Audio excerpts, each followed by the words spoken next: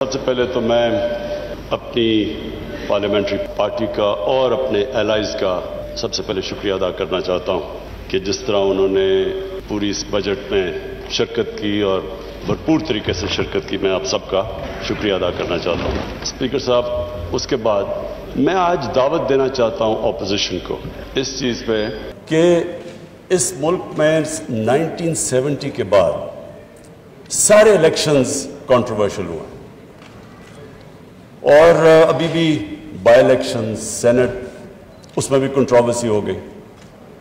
تو ہم نے بڑی کوشش کی ہے یہ 2 سالوں کے اندر کہ ہم کیا ریفارمز کر سکتے ہیں کہ پاکستان میں بھی الیکشنز ایکسیپٹ کرے، جو بھی ہارتا ہے وہ ایکسیپٹ کرے الیکشنز کو۔ تو اس میں ہم نے پوری ریفارمز تجویز دی ہیں، 1 سال سے پڑھی ہیں، اس کے اوپر کوئی اپوزیشن کی ابھی تک ڈیبیٹ نہیں ہوئی۔ تو میں ان کو ریکویسٹ کروں گا کہ یہ تو کوئی گورنمنٹ اپوزیشن کی بات نہیں ہے، یہ تو پاکستان کی ڈیموکریسی کی فیوچر ہے۔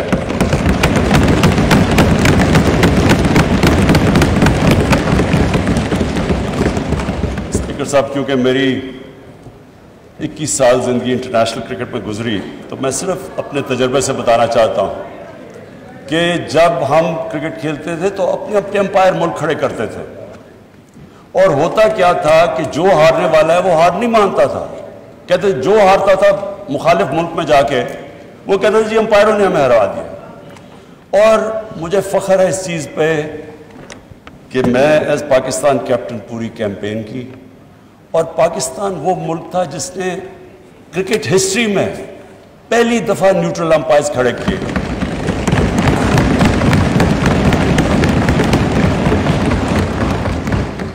اور آج دنیا کی کرکٹ میں نیوٹرل امپائرز بھی ہیں، ٹیکنالوجی بھی ہے، اور جو ہارتا ہے وہ سب مان جاتے ہیں ہار۔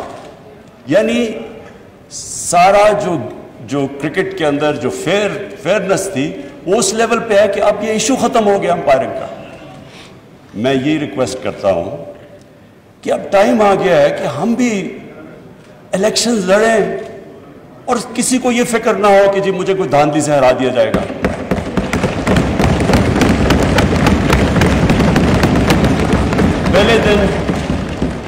پہلے دن میں نے تقریر کرنے کی کوشش کی، اپوزیشن نے نہیں کرنے دی، اور انہوں نے کیا کہا؟ انہوں نے کہا جی الیکشن ٹھیک نہیں ہوئے۔ جب الیکشن ٹھیک نہیں ہوئے تو بتانا تھا کہ کس طرح ٹھیک نہیں ہوئے۔ جب ٹرمپ نے کہا کہ الیکشن ٹھیک نہیں ہوئے تو ان کے میڈیا اور پبلک نے کہا کہ ثبوت دو کہ ٹھیک نہیں ہوئے۔ ہم نے جب 2013 کے الیکشن میں کہا ٹھیک نہیں ہوئے تو ہم نے 133 میں سے 4 حلقے ڈیمانڈ کیے تھے کہ ان کی رینڈم آپ ان کی آڈٹ کر دیں، اگر یہ ٹھیک ہے ہم الیکشن مان جائیں گے۔ ہمیں نہیں، ان 4 حلقوں کو نہیں کھولا گیا۔ ایونچولی عدالت میں جا کے کیس لڑ کے 2-2.5 سال کے بعد کھلے، چاروں میں دھاندلی نکلی۔ تو میرا اسپیکر صاحب آج اپوزیشن کو یہ ہے کہ ہم نے پوری کوشش کی اور ہم اس نتیجے پہ آئے کیونکہ جوڈیشل کمیشن بیٹھی تھی 2015 کے اندر، اور اس جوڈیشل کمیشن کی فائنڈنگز تھی 2013 کے الیکشن کے اوپر، جو بھی انہوں نے کہا کہ بے ضابطگیاں ہیں وہ ساری ہوتی تھی جب پولنگ ختم ہوتی تھی اور اس کے بعد جب رزلٹ اناؤنس ہوتا تھا۔ تو ہم نے اس کے اوپر جو سب اپنی ڈسکشن کر کے ایک نتیجے پہ آئے کہ اس کا صرف ایک راستہ ہے، EVM مشینز۔ وہ کیوں ہیں؟ کیونکہ EVM مشین جیسی الیکشن ختم ہوتا ہے بٹن دبتا ہے، رزلٹ آ جاتا ہے۔ تو وہ جو سارا پیریڈ ہے اس کے بعد جدھر ڈبل سٹیمپس ہوتے ہیں، جدھر وہ تھیلیاں کھلی ہوتی ہیں، وہ جو ساری چیزیں ہوتی ہیں وہ ساری چیزیں ختم ہو جاتی ہیں اگر آپ الیکشن ختم ہوتے ساتھ ہی رزلٹ آئے، اور پھر پیپر ٹریل ہو کہ جو بھی کویسچن کرنا چاہے تو اس کے پاس موقع ہو وہ جا کے کویسچن کر سکے۔ تو میں اگر ان کے پاس اپوزیشن کے پاس کوئی اور تجویز ہے تو ہم تیار ہیں سننے کے لیے۔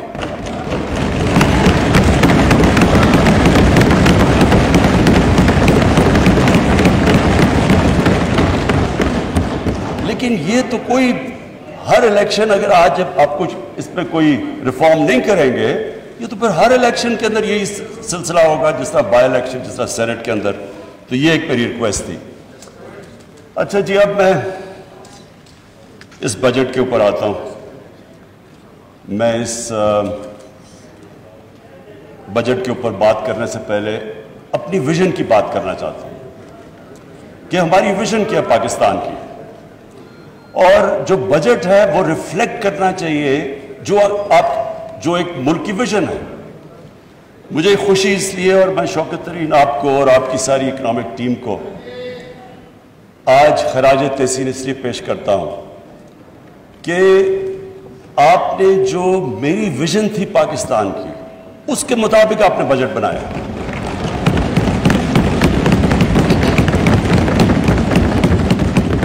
اسپیکر صاحب, جب ہم نے 25 سال پہلے تحریک انصاف اس کو شروع کیا پارٹی کو, تو ہماری جو موٹیویشن تھی, جو میری موٹیویشن تھی, وہ ایک ہی تھی جو کہ نظریہ پاکستان تھا. نظریہ پاکستان آبجیکٹو ریزولوشن کے اندر بڑا کلیئرلی ڈیفائنڈ ہے, اسلامی فلاحی ریاست.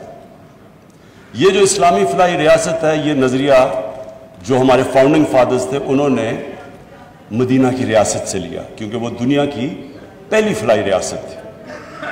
اب اسپیکر صاحب, ہم نے یہ کیوں, میں ذرا سارے ہاؤس کے لیے, اپنے یوتھ کے لیے, سب کے لیے کہنا چاہتا ہوں کہ یہ کیوں ضروری ہے کہ ہم پاکستان اسی فاؤنڈنگ فادرز کی ویژن کے اوپر واپس جائیں. وہ اس لیے ضروری ہے اسپیکر صاحب کہ اگر اس ہمارے ملک کی ویژن سے ہم پیچھے ہٹ جاتے ہیں تو پاکستان کا مقصد ختم ہو جاتا ہے. پاکستان جب بنا تھا تو ہمیں یہ پتہ ہونا چاہیے کہ بہت زیادہ مسلمان ہندوستان میں رہ گئے تھے, لیکن انہوں نے بھی پاکستان کی حمایت کیوں کی تھی؟ کیونکہ جو ہمارے فاؤنڈنگ فادرز تھے, علامہ اقبال اور قائد اعظم, انہوں نے جو ایک ویژن دی تھی پاکستان کی, اس کی وجہ سے سارے ہندوستان کے مسلمان بھی متفق تھے کہ یہ ملک بننا چاہیے. اور وہ ویژن علامہ اقبال نے, اور جو مسلمان دنیا کے سب سے بڑا پچھلے 300-400 سال میں سب سے بڑے ذہن تھے, انہوں نے اس ویژن کے اندر جب کہا تھا کہ مسلمان جب بھی اٹھتا ہے, مسلمان کا سویلائزیشن مدینہ کی ریاست کے بعد جب بھی اٹھا ہے, وہ واپس گیا ان پرنسپلز کے اوپر جو ہمارے نبی صلی اللہ علیہ وسلم نے مدینہ کی ریاست میں اسٹیبلش کیے تھے. تو وہ پرنسپلز تھے جس کی وجہ سے ایک قوم اٹھی. تو میں اسپیکر صاحب آج بریفلی وہ بتانا چاہتا ہوں کہ وہ کیا چیز تھی کہ ایک اتنا عظیم سویلائزیشن کھڑا ہو گیا, اور کبھی اتنی تیزی سے ایک سویلائزیشن نہیں کھڑا ہوا. جب مدینہ پہنچے رسول اللہ, تو انہوں نے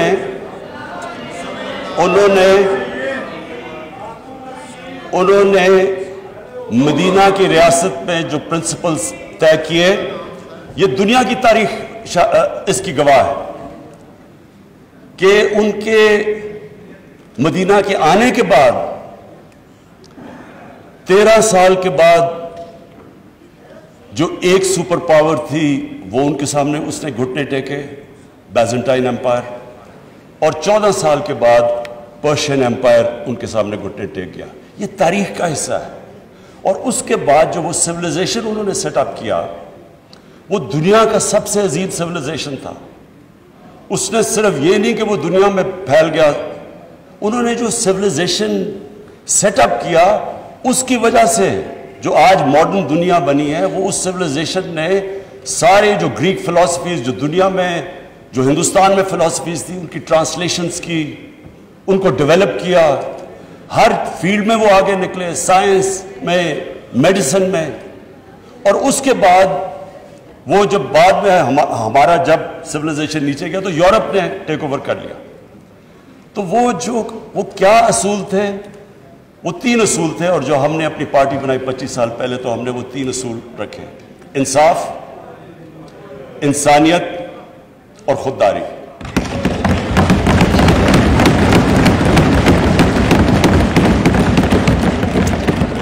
اور یہ تین ہماری ویژن سٹیٹمنٹ میں ہیں کہ ہم یہ سمجھتے ہیں کہ جو ہمارا بجٹ ہے وہ ریفلیکٹ کرنا چاہیے یہ تین پرنسپلز. اس سے پہلے میں آج اپنی اکنامک ٹیم کو خراج تحسین پیش کرتا ہوں. ہماری جو اکنامک ٹیم ہے اور جس میں جب سے ہماری گورنمنٹ آئی اور اب تک جس نے بھی ہماری اکنامک ٹیم میں شرکت کی سارے مستحق ہیں آج مبارک کے بھی اور خراج تحسین کے بھی.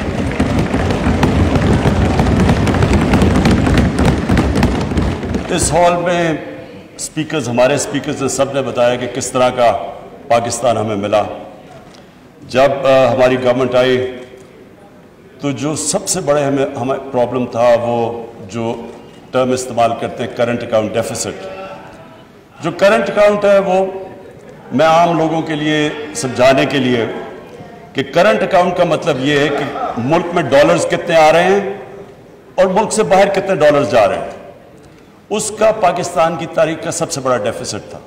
اس کا مطلب یہ کہ ہماری جو کرنسی تھی وہ خطرے میں تھی کیونکہ اتنا بڑا جب خسارہ تھا ڈالرز کی کمی تھی. ڈالرز کی کمی تھی تو ڈالرز نے اوپر جانا تھا, کرنسی نے ڈی ویلیو ہونا تھا.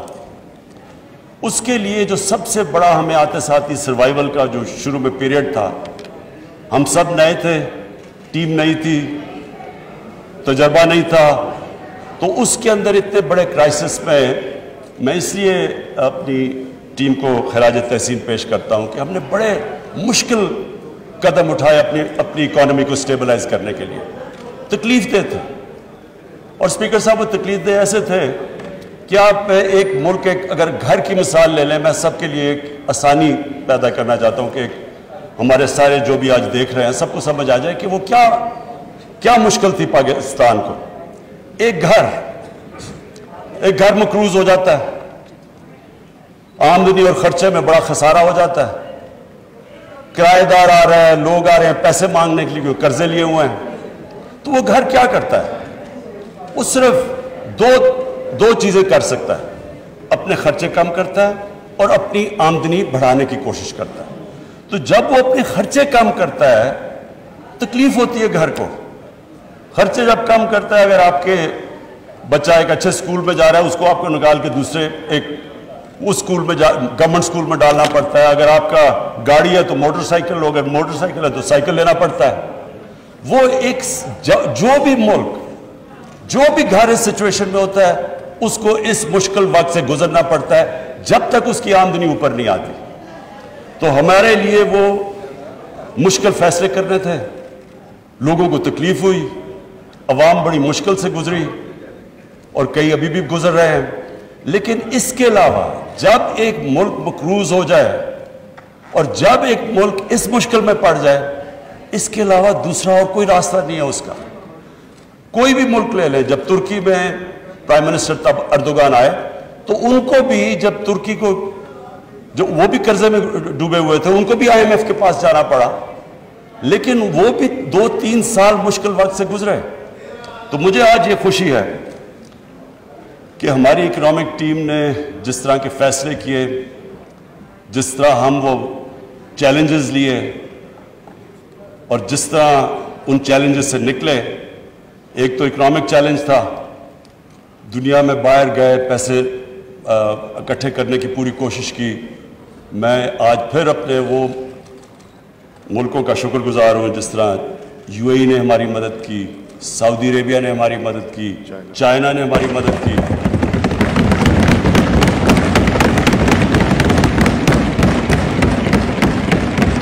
اور انہوں نے ہمیں ڈیفالٹ سے بچا دیا. ڈیفالٹ کا بھی میں مطلب عام لوگوں کی یہ سمجھا دوں کہ ڈیفالٹ کا مطلب یہ ہوتا ہے کہ جب آپ اپنے لائبلٹیز آپ کے پاس پیسہ نہیں ہوتا لائبلٹیز دینے کا. جیسے ہی ایک ملک ڈیفالٹ کرتا ہے تو سب سے بڑا اس کے اوپر جو مسئلہ آتا ہے اس کی کرنسی پہ آتا ہے. تو جیسے جیسے آپ کی کرنسی گرتی ہے ملک میں مہنگائی بڑھ جاتی ہے, غربت بڑھ جاتی ہے, ساری انویسٹمنٹ رک جاتی ہے. تو ڈیفالٹ سے بچنے کے لیے ایک گورنمنٹس پوری کوشش کرتی ہے اور IMF کے پاس بھی اس لیے جاتی ہے. ہم نے شروع میں جب ہماری IMF سے نیگوسیشنز تھی، ہم نے کوشش کی کہ ہم نہ جائیں، ہم نے کوشش کی کوئی اور کوئی طریقہ نکلا ہے، کیونکہ اتنا بڑا خسارہ تھا $20 ارب کا، جو IMF کنڈیشنز دے رہی تھی وہ بڑی مشکل تھی، اس سے لوگوں کو بڑی تکلیف ہونی تھی، اس لیے ہم کوشش کرتے رہے کہ ہمیں کوئی اور سورسز سے پیسہ مل جائے، لیکن آخر ہمیں جانا پڑا، اور IMF کی جو کنڈیشنز تھی وہ مشکل تھی، اور اس سے عوام کو تکلیف تھی۔ اب اس چیلنج سے نکل ہی رہے تھے، کرونا آ گیا، اور کرونا کے اندر ساری دنیا کے اندر جو اگر آپ دیکھیں کہ جو امپیکٹ پڑا ہے کرونا کا ان کی اکانومی کے اوپر، ساری دنیا کے اوپر امپیکٹ پڑا، تو ایک اکانومی جو پہلی تکلیف میں تھی اس کے اوپر سے کرونا آ گیا۔ میں آج پھر سے، میں پہلے بھی ان کو خراج تحسین پیش کر چکا ہوں، اپنی NCOC اسد عمر آپ کی اور آپ کی ٹیم کو،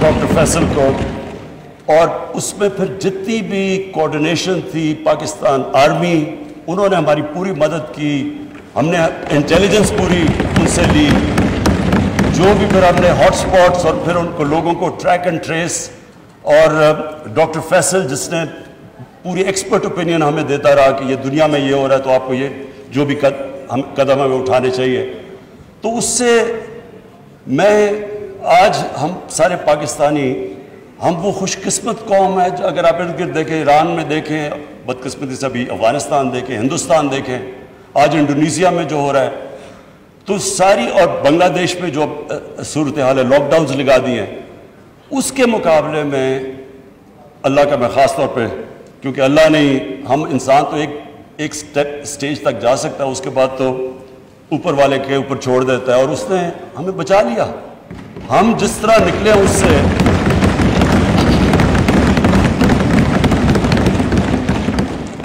اور میں صرف ایک چیز کہوں گا کہ میرے خیال میں، یہ میرا ایمان ہے اللہ پہ، کیونکہ وہ غریب کی آواز سنتا ہے، ہم اس لیے بھی بچے کہ ہم نے بڑی جلدی یہ فیصلہ کیا کہ ہم پورا لاک ڈاؤن نہیں لگانے لگے، کیونکہ اس میں اسپیکر صاحب ساری دنیا کا تجربہ ہے، فیکٹ سامنے آ گئے ہیں، لاک ڈاؤن سے جو غریب ہے، جو نچلا طبقہ ہے، وہ پس جاتا ہے۔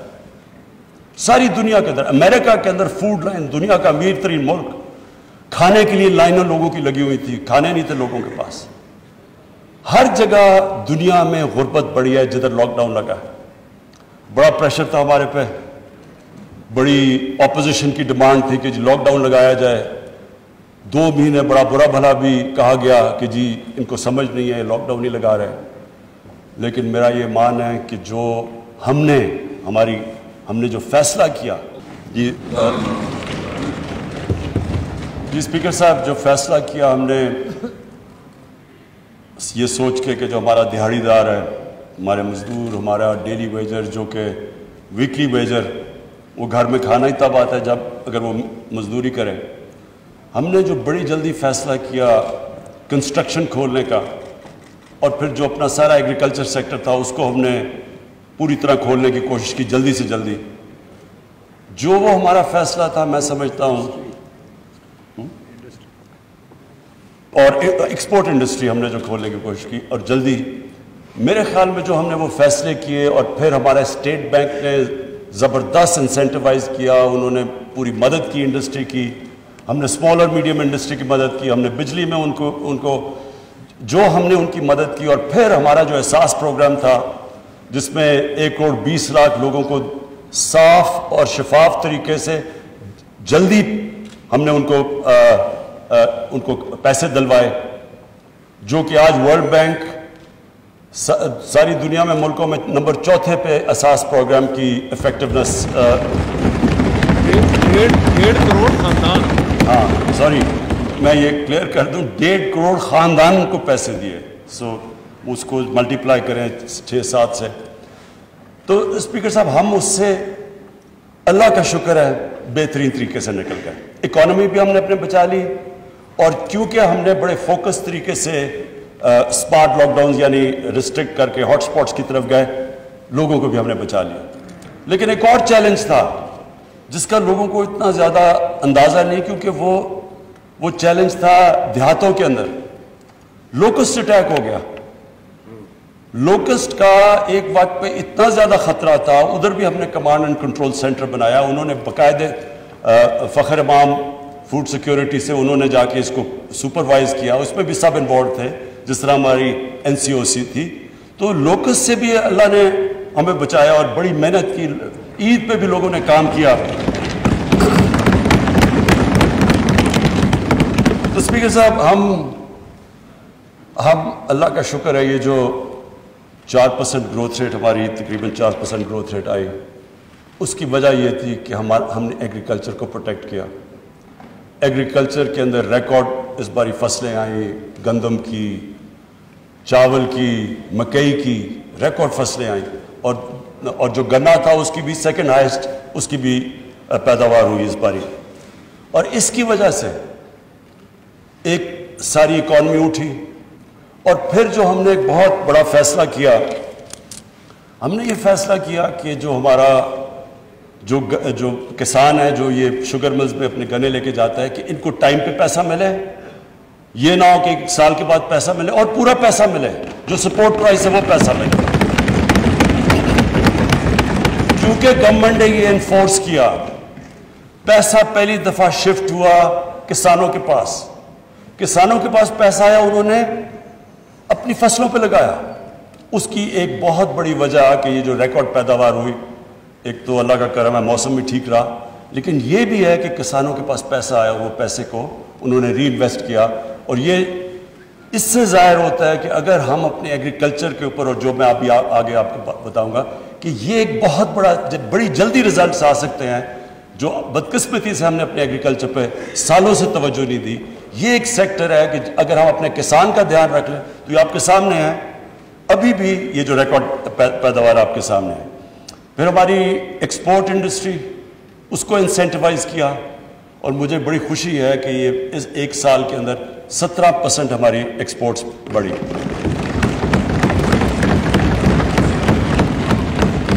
اسپیکر صاحب, جو جون کا مہینہ تھا, جون کے مہینے میں ہماری جو ایکسپورٹ صرف جون کے مہینے میں ہوئی وہ $2.7 ارب ہوئے, جو آل ٹائم پاکستان ریکارڈ ہے ایک مہینے کے اندر. اور پھر ہم نے جو اپنی کنسٹرکشن انڈسٹری کو انسینٹیوائز کیا, جو رکاوٹیں تھیں وہ دور کی. ہم نے باقاعدہ جو کنسٹرکشن انڈسٹری کے اندر لوگ تھے ان سے مذاکرات کر کے ہم نے ہر کوشش کی کہ ان کو انسینٹیوز دیے جائیں. کیونکہ جب کنسٹرکشن انڈسٹری چلتی ہے تو اس کے ساتھ, اور خاص طور پہ ہاؤسنگ, تو جتنے 30 انڈسٹریز ریلیٹڈ ہیں وہ ساری چلنی شروع ہو جاتی ہیں. تو اس کی بھی وجہ سے یہ جو گروتھ ریٹ ہماری بڑی آخر میں, یہ اللہ کا کرم تھا. اب آگے میں فیوچر میں بتا دوں, اس کے بعد واپس جاتا ہوں اپنی ویژن کے اوپر. دیکھیں فیوچر میں ہم بڑے کلیئر ہیں کہ اب پاکستان کا ڈائریکشن کیا ہے. ہماری جو گروتھ ہوگی وہ ایکسپورٹ لیڈ. ایکسپورٹس کے اوپر اب ہم پوری توجہ دے رہے ہیں. اور ابھی جو ہماری جو امپورٹس بڑھی ہیں اس کی ایک بہت بڑی وجہ یہ ہے کہ ایکسپورٹس کے لیے مشینری امپورٹ کی جا رہی ہے. اور یہ ٹائم لیگ کے ساتھ انشاءاللہ آپ دیکھیں گے کہ ہم پاکستان کی ریکارڈ ایکسپورٹس پہ پہنچ جائیں گے. دوسری چیز ہمارا ایگریکلچر سیکٹر, ایگریکلچر سیکٹر کے علاوہ جو میں انڈسٹری کے ایک اور بات کر دوں کہ اسمال اور میڈیم کے اوپر ہم اصل توجہ دے رہے ہیں. پہلے لارج اسکیل مینوفیکچرنگ کے اندر ہماری 9% گروتھ ریٹ ہوئی ہے. اسمال اور میڈیم کے اوپر پرابلم یہ ہے کہ ان کو بینکس قرضے نہیں دیتے.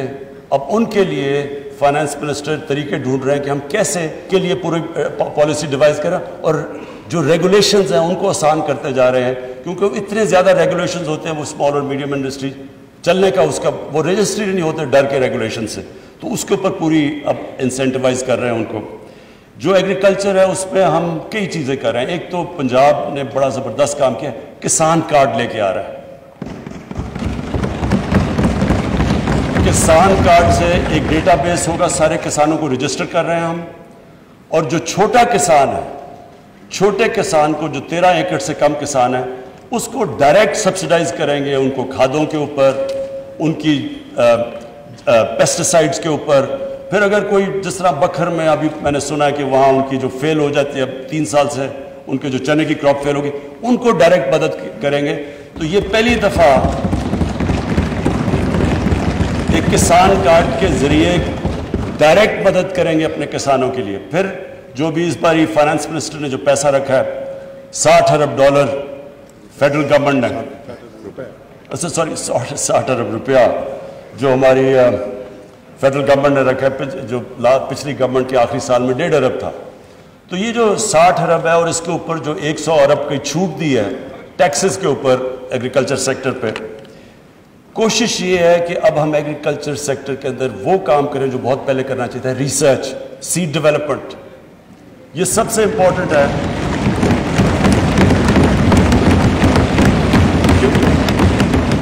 کیونکہ ہماری پروڈکٹیوٹی اگر آپ دوسری دنیا کے ملکوں سے دیکھیں تو پاکستان تقریباً سب سے کم پروڈکٹیوٹی ہے ہماری. تو بڑی جلدی اگر ہم اس پہ کام کر لیں تو جس طرح اس پر رزلٹس آئے ہیں, اور ہمارا آگے مسئلہ بھی فوڈ سیکیورٹی کا ہے کیونکہ ہم اب فوڈ امپورٹر بن چکے ہیں. گندم بھی ہمیں امپورٹ کرنی پڑ رہی ہے, چینی بھی امپورٹ کرنی پڑ رہی ہے, ہمیں دالیں امپورٹ کرنی پڑ رہی ہیں, اور ایڈیبل آئل تو خیر پہلے بھی ہم امپورٹ کرتے تھے. تو اب ہماری کوشش یہ ہے کہ ان کی پہلے تو اپنی پیداوار بڑھائیں تاکہ آگے بڑھتے ہوئے آبادی کے لیے ہم فوڈ سیکیورٹی پرووائڈ کریں, لیکن اس کے علاوہ اپنی پروڈکٹ, اس کے علاوہ جو کسان ہیں اس کو ڈائریکٹ چھوٹے کسان کو سبسیڈائز کریں, کیونکہ اصل ہمارا 70% تو چھوٹا کسان ہے, اور اس کا سب سے بڑا پرابلم ہوتا ہے اس کے پاس پیسہ نہیں ہوتا, وہ آرتی سے پھنس جاتا ہے. اور اس کی ہم نے کسان کی اور مدد کرنے کے لیے کیا فیصلہ کیا, کسان مارکیٹس. یہ چائنا سے ہم نے دیکھا ہے کہ انہوں نے ورچوئل مارکیٹس بنائے ہوئے ہیں جو کسان اور ہول سیلر یا ریٹیلر کو وہ اکٹھا کر دیتے ہیں. وہ ڈائریکٹلی کسان سپلائی کرتا ہے ریٹیل کو, اس کو لوگوں کو بھی سستی چیزیں ملتی ہیں, بیچ میں جو مڈل مین اڑ جاتا ہے, اور کسان کو بھی اونچی پرائس ملتی ہے. اس کے اوپر اب انشاءاللہ ہم پورا کام کر رہے ہیں. پھر جی پاکستان کا جو بڑا مسئلہ ہے دودھ.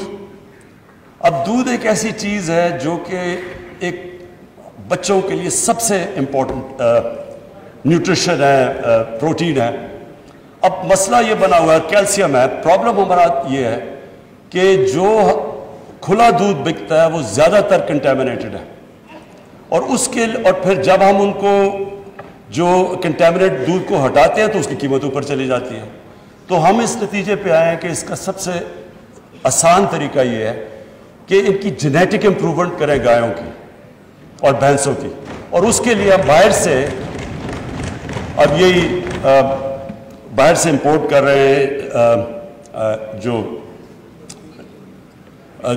جس سے ان کی ہم جینز کو امپروو کر سکیں.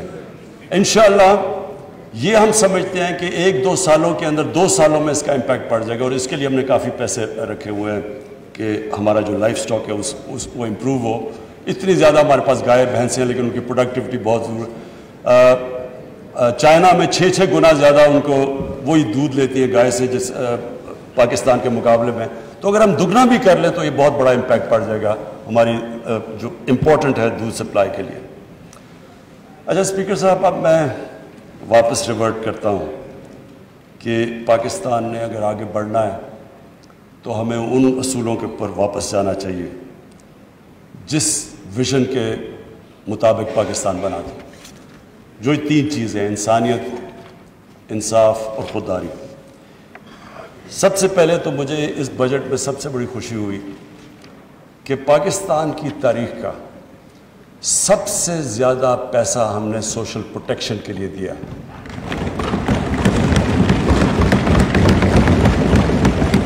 ہماری تاریخ میں کبھی اس کے قریب بھی ریسورسز کبھی بھی نچلے طبقے کو اوپر اٹھانے کے لیے نہیں کیا. جو مدینہ کی ریاست میں جو اصول رکھا گیا تھا, پیسے نہیں تھے ابھی ان کے پاس.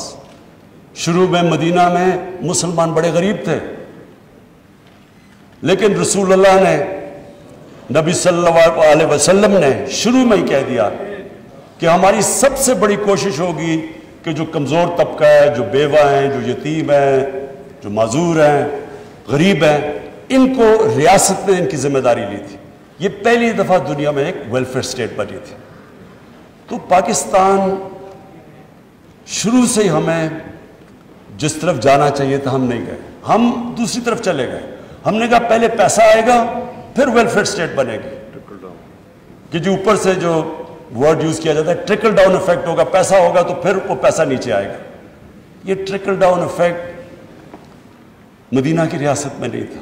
پہلے انہوں نے ذمہ داری لی اپنے کمزور طبقے کی، پہلے ریاست نے ان کو اوپر اٹھایا اور پھر خوشحالی آئی. اصل میں جو ایمان والے لوگ ہیں وہ یہ جانتے ہیں کہ کامیابی تو اللہ نے دینی ہوتی ہے، کوشش انسان کرتا ہے، وہ دیکھتا ہے، وہ پھر سے میں یہ کہوں گا وہ غریب کی آواز سنتا ہے. جب آپ نچلے طبقے کی مدد کرتے ہیں، دکھی انسانیت کی، اوپر والے سے برکت آتی ہے. اور یہ ہمارے سامنے ہے.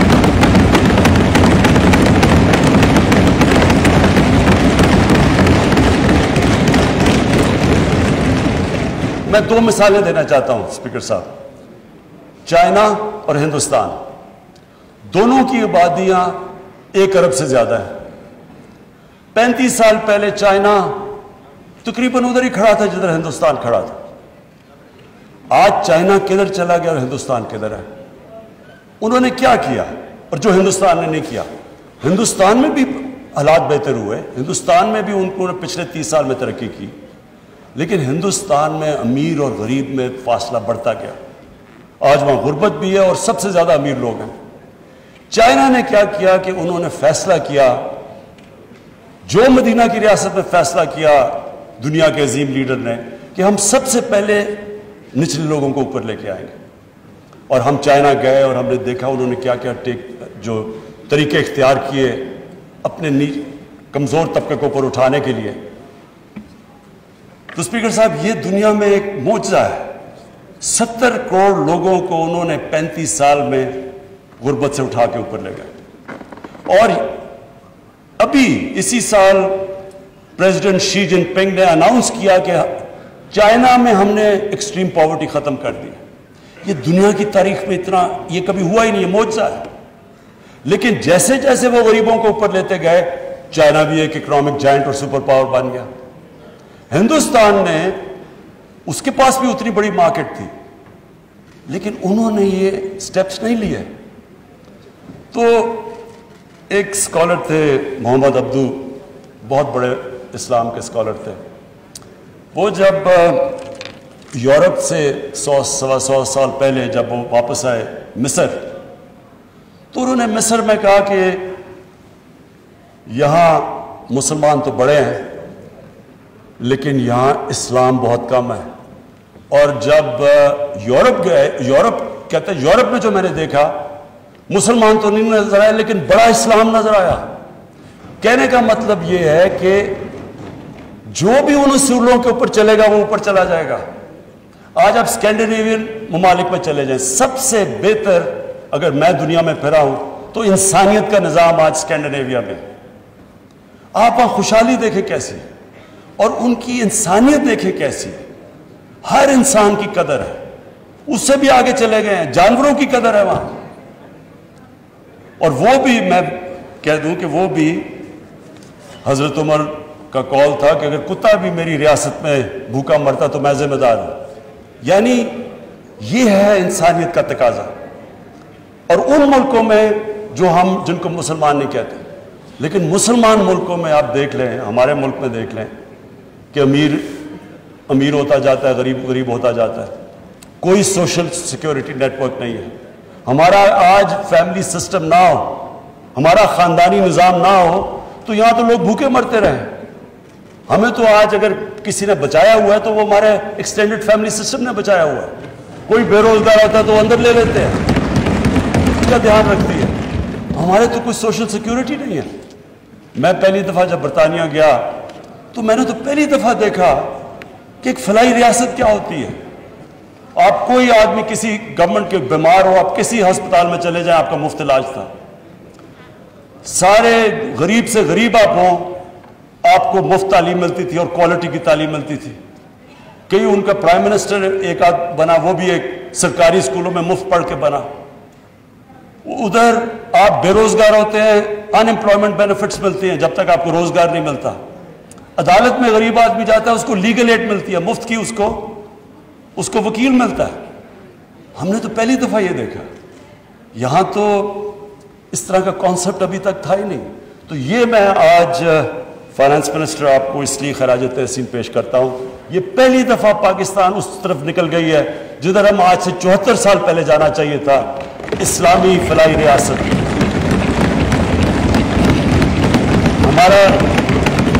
ہم نے رکھا ہوا ہے ایک نیا پروگرام لے کے آ رہے ہیں، کامیاب جوان، کامیاب پاکستان۔ کامیاب جوان اس کا حصہ ہے، اوورآل کامیاب پاکستان۔ اور مقصد اس کا یہ ہے کہ ہم 40 سے 50 لاکھ جو ہمارے سب سے نچلا طبقہ، اور ہمارے پاس تقریباً سارا ڈیٹا بیس تیار ہو گیا ہے، انشاءاللہ ہمارے پاس اگلے مہینے تک سارا پاکستان کا ہم اپنا ڈیٹا بنایا ہے کہ ساری انکم لیولز کے ہمارے پاس اب ڈیٹا آ گیا ہے کہ کون سی فیملی کے کتنے پیسے ہیں، کتنی انکم ہے، اور اس کے مطابق ہم نے یہ فیصلہ کیا کہ جو نچلا 40 سے 50% خاندان ہیں ان کو ہم اس کامیاب پاکستان کے نیچے لانے لگے۔ 500 ارب ان کے لیے ہم نے ڈیڈیکیٹ کیا ہے۔ اس میں 4 چیزیں ہوں گی۔ سب سے پہلے سستے سود کے بغیر قرضے، کسان جو ہوں گے ان کو 3 لاکھ دیں گے سود کے بغیر قرضہ چھوٹے کسانوں کے لیے، اور جو شہر کے اندر ہم ان کو پیسے دیں گے تاکہ وہ اپنا کوئی کاروبار شروع کر سکیں۔ دوسری چیز ہم اسپیکر صاحب ان کے لیے وہ کام کر رہے ہیں جو میں ہمیشہ سوچتا تھا کہ اللہ نے کبھی موقع دیا تو وہ ہم اس ملک میں کریں گے۔ ہیلتھ کارڈ، ہیلتھ انشورنس، جو میں اپنے جو ہمارے پی ٹی آئی کے 3 صوبے ہیں، پنجاب، پختونخوا اور جی بی، ان کو میں آج خاص یہ اس لیے مجھے خوشی سے میں ان کی تعریف کرنا چاہتا ہوں، اور بلوچستان وہ ہماری کولیشن گورنمنٹ ہے، ادھر بھی میری جام کمال سے بات ہو چکی ہے کہ سارے شہریوں کو ہم نے سارے جتنے بھی خاندان ہیں ان سب کو ہم نے ہیلتھ انشورنس دینی ہے۔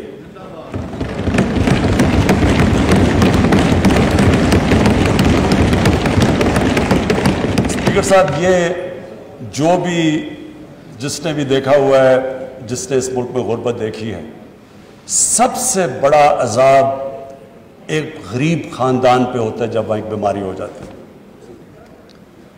پہلے ان کے بجٹ نہیں مل رہا ہوتا ہے، وہ مشکل سے اپنے گھر کا گزارا کر رہے ہوتے ہیں، تو ایک فرد جب بیمار ہوتا ہے یا اس کو کوئی پیسہ خرچ کرنا پڑتا ہے، وہ قرضے لیتے ہیں، سارا خاندان غربت کے نیچے چلا جاتا ہے۔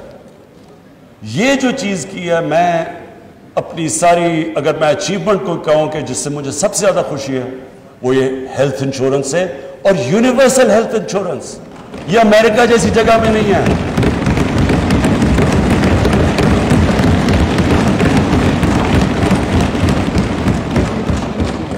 اسپیکر صاحب، ڈیولپ ملکوں کے اندر بھی پریمیم دینا پڑتا ہے ہیلتھ انشورنس کا، یہاں مفت انشورنس دے رہے ہیں اپنے سارے خاندانوں کو۔ یہ میں نے آپ کو بتایا جتنے صوبے ہمارے نیچے، اور یہ صرف ایک ہیلتھ انشورنس نہیں ہے اسپیکر صاحب، یہ ہیلتھ سسٹم ہے۔ یہ اب پاکستان میں ماڈرن ہیلتھ سسٹم انشاءاللہ بنے گا۔ وہ کیسے؟ اب کیا ہوتا ہے کہ سرکاری ہاسپٹل صرف بناتے ہیں دیہاتوں کے اندر، چھوٹے شہروں میں، بڑے شہروں کے اندر صرف کمرشل ہاسپٹل بنتے ہیں، پرائیویٹ سیکٹر صرف وہاں آتا ہے، کیونکہ چھوٹے شہروں میں وہ پیسے نہیں دے سکتے، غریب آدمیوں کے پاس بائنگ پاور نہیں ہوتی، تو وہ وہاں ہاسپٹل نہیں جاتے۔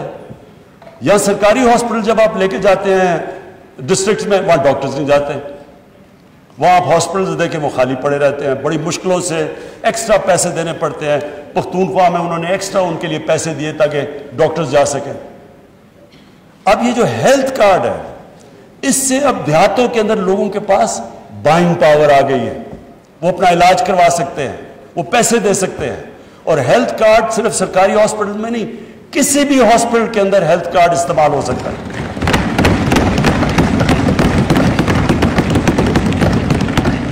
گورنمنٹ کے پاس تو پیسے نہیں سارے ملک میں ہاسپٹلز بنانے کے لیے، ہمارے پاس تو اتنے پیسے نہیں ہیں۔ پرائیویٹ سیکٹر آئے گا، اور پرائیویٹ سیکٹر کے لیے ہم اب آسانیاں پیدا کر رہے ہیں۔ کیسے کر رہے ہیں؟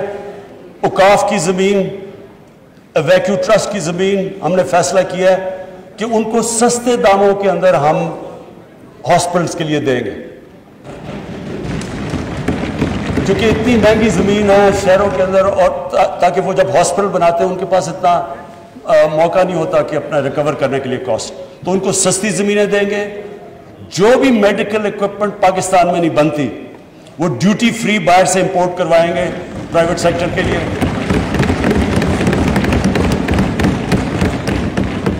اور انشاءاللہ میرے خیال میں یہ جو ایک ایسا ہم نے قدم اٹھایا ہے، یہ ایک ریولوشنری سٹیپ ہے. اور یہ نمبر 1 قرضے، نمبر 2 ہیلتھ کارڈ ان کو دیں گے ساری فیملیز کو، وہ ویسے بھی ہم کور کر رہے ہیں. تیسری چیز ہم نے ان کے لیے ٹیکنیکل ایجوکیشن، ایک فرد کو ایک خاندان میں ٹیکنیکل ایجوکیشن دیں گے تاکہ اس کے پاس ہنر آ جائے، تاکہ وہ کمائی اپنی کر سکے. اور پھر اسپیکر صاحب جو اس کے بعد مجھے اس کے بعد جو ہمارا بڑا زبردست انشاءاللہ یہ پروگرام ٹیک آف کرنے والا ہے، لو کاسٹ ہاؤسنگ. عام لوگوں کے لیے وہ گھر جو کہ لوگ خرید نہیں سکتے تھے اب تک، تنخواہ دار طبقہ ہے، ویلڈر ہے، مزدور ہے، کسی کے پاس کیش نہیں تھا گھر اپنا بنانے کے لیے.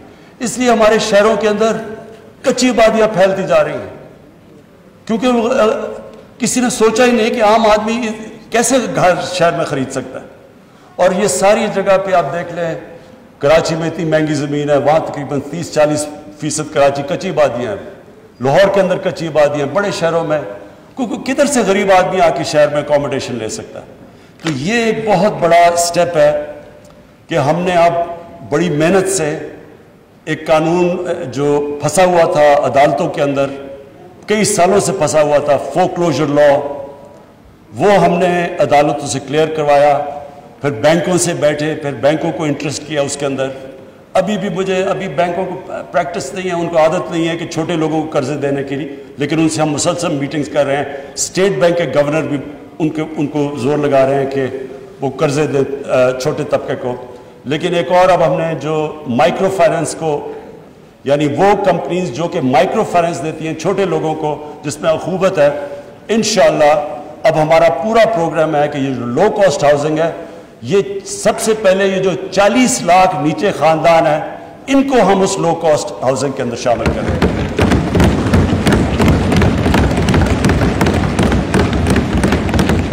پھر اسپیکر صاحب احساس پروگرام اب ہمارا اس اگلے مہینے، جس طرح میں نے کہا، ہمارے پورا ڈیٹا بیس پاکستان کا کمپلیٹ ہو جائے گا.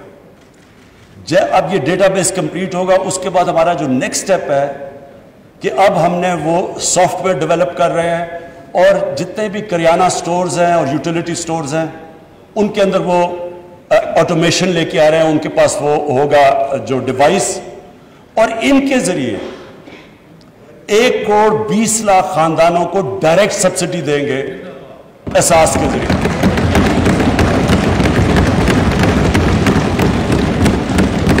یہ اسپیکر صاحب یہ کبھی پاکستان میں نہیں ہوا. یہ پہلی دفعہ ہوگا کہ جو نچلا ہمارا، آپ سوچ لیں 1,20,00,000 خاندان، ان کو ڈائریکٹ سبسڈی کس چیز کی دیں گے؟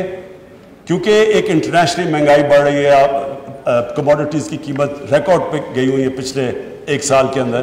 تو ہم ان کو جو بیسک ہے، گھی ہے، آٹا ہے، چینی ہے، جو ایک عام آدمی دالیں ہیں، ان کو ہم یہ جو 1,20,00,000 خاندان ہوں گے، یہ کسی بھی کرانہ سٹور اور یوٹیلیٹی سٹور پہ ان کا ہمارا ڈیٹا بیس پہ ہوں گے. یہ وہاں جا کے سبسڈائزڈ آٹا اور یہ جو بیسک چیزیں ہیں جو کھانے پینے کی، یہ لے سکیں گے.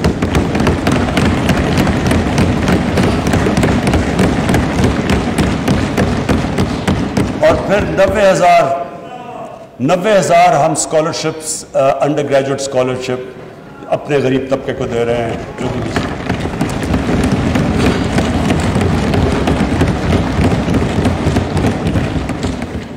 اچھا اسپیکر صاحب، پھر اب میں صرف یہ کہنا چاہتا ہوں کہ ہمارا جو اب ڈائریکشن ہے وہ نکل گیا ہے، جو کہ پاکستان کی ویژن ہے کہ ایک فلاحی ریاست کی طرف جا رہا ہے پاکستان.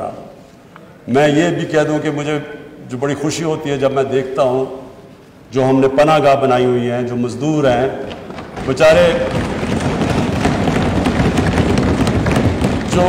جو محنت کش لوگ جو کہ سارا دن مزدوری کرتے ہیں اور پھر بچا کے پیسہ اپنے بیوی بچوں کو بھیجتے ہیں.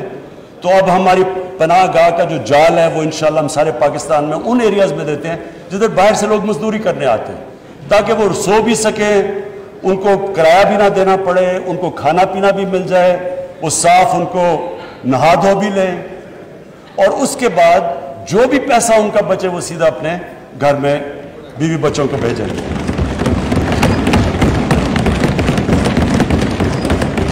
اچھا اسپیکر صاحب، اب میں اپنے دوسرے پوائنٹ پہ آتا ہوں، انصاف۔ دیکھیں، یہ مدینہ کی ریاست میں انصاف کو ڈیفائن کیا گیا تھا۔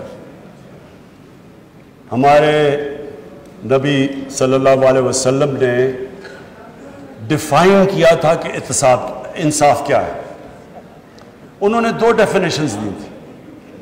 انہوں نے نمبر 1 یہ کہا تھا کہ میری بیٹی بھی جرم کرے گی تو اس کو سزا ملے گی، قانون کے اوپر کوئی نہیں ہے۔ دوسرا، اس سے ریلیٹڈ انہوں نے ان کی حدیث تھی کہ تمہارے سے پہلے بڑی قومیں تباہ ہوئی جدھر طاقتور کے لیے قانون، کمزور کے لیے دوسرا، یعنی جدھر طاقت کی حکمرانی تھی، قانون کی حکمرانی نہیں تھی، وہ قومیں تباہ ہو گئی۔ حضرت علی رضی اللہ تعالیٰ نے اس کو ڈیفائن کیا کہ کفر کا نظام چل جائے گا لیکن ظلم اور ناانصافی کا نظام نہیں چل سکتا۔ سو جو انصاف ہے یہ بیسس ہے سویلائزیشن کا، کیونکہ جنگل کے قانون کے اندر مائٹ از رائٹ ہے۔ انسانی قانون انسانیت کا جو سویلائزیشن وہ ڈیپینڈ ہی کرتا ہے جدھر انصاف ہے۔ ابن خلدون جو سمجھے جاتے ہیں کہ ماڈرن ہسٹری کے باپ سمجھے جاتے ہیں، ابن خلدون نے کہا، لکھتے ہیں کہ میری ساری زندگی کا تجربہ یہ ہے کہ اللہ نے انسان کو زمین پہ بھیجا اس لیے ہے کہ اس کی زمین پہ انصاف قائم کرنے کے لیے۔ تو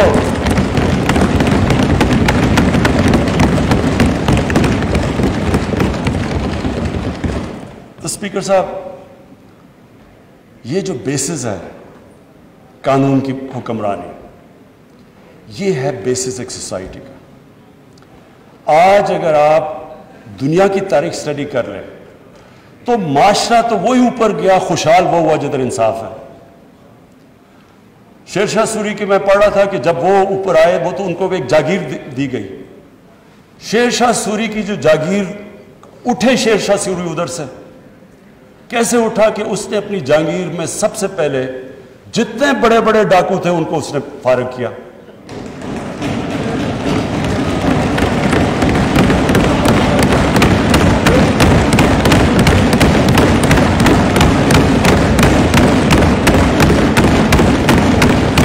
جیسے ہی اسپیکر صاحب، جیسے ہی اس نے جو بڑے بڑے وہاں گینگز پھرتی تھی ڈاکو کے، ان کو فارغ کیا، امن آ گیا۔